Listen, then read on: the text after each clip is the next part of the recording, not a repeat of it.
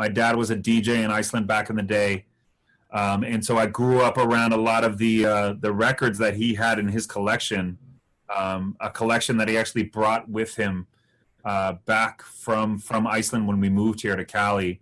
And so they've just been around me ever since I was a kid.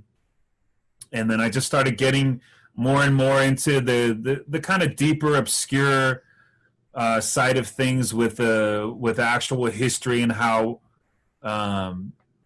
just how artists are connected, how bands are connected, what they were influenced by, the whole nine. Like there was definitely a lot of improvisation going on. There was definitely a good amount of like experimentation as far as, hey, I'm trying to come up with my own thing, my own unique angle to my music, but there was also a lot of stuff happening that was directly related to the music that they were hearing on the airwaves, which is what my dad was doing at the time, which was playing that music.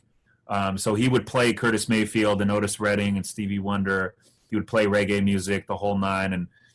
And so, there were artists that were doing covers of Stevie and covers of Otis Redding and all of this kind of shit. And whether or not, they started doing that because of the music Pops was playing. But at that time, Black American music was a pretty foreign concept. And he was one of the first guys that actually was playing that on the radio. And so putting the project together was very much a homage to him and the influence that he had on a certain, angle of the kind of music that was coming out of Iceland at the time. But to be clear, I think it's really important to understand that there was nobody in Iceland that was straight up making funk music.